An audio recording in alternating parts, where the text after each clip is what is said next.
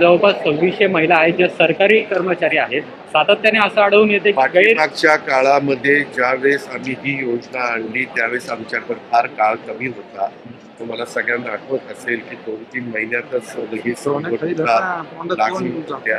त्यावेळेस या सगळ्या गोष्टी तपासण्याच्या करता जेवढी वेळ पाहिजे होता तेवढा मिळाला नाही, तरी आपण आव्हान केलेलं होतं। आपल्याला असं वाटलं होतं की जे त्याच्यात बसत नाही ते अर्ज करणार नाही किंवा मागणी करणार नाही, परंतु काहींनी केलेलं आता दिलेले पैसे तर आम्ही काढून घ्यायचा प्रश्न येत नाही, पण आता त्याचं व्यवस्थितपणे माहिती घेऊन खरोखरी ज्या महिला लाभार्थींना तो लाभ मिळाला पाहिजे।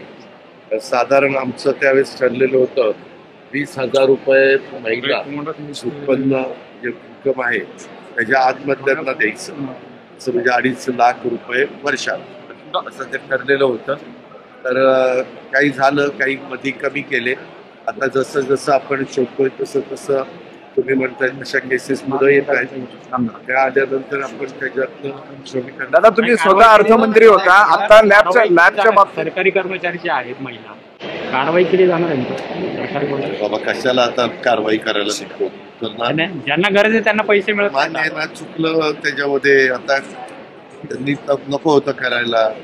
तुम्ही दादा अर्थमंत्री इतके वर्ष होता, पण एक आता माननीय कृषी मंत्र्यांनी जो विषय घेतला की लॅबचं सक्षमीकरण जे आहे जिल्हा लेवलला, त्या बाबतीत थोडा उशीर झाला। आता परवा बेंगलोरला गेले, तिथं बघितलं जसं टाटाच्या बरोबर टायअप करून आपण इनोव्हेशन इन्क्युबेशन सेंटर 35 कोटी आपले 165 कोटी टाकायचे, तशाच प्रकारची ही स्कीम आहे।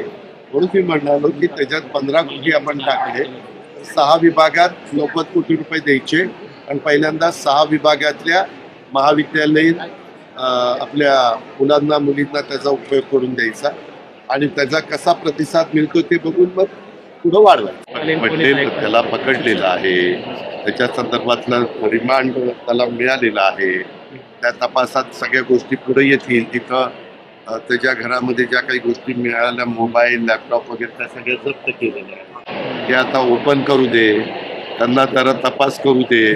फार आता ताई मी राष्ट्रवादी एकत्र येणार अशी चर्चा आज जी बैठक आहे तुम्ही आणि दादा येणार का तुम्ही एकत्र? दादा साहेबांनी तुम्ही एकत्र येणार का दादा? नवीन घडामोडी पाहण्यासाठी आजच आम्ही मुंबईकर 24 तासला लाईक करा, सबस्क्राईब करा आणि अपडेट रहा।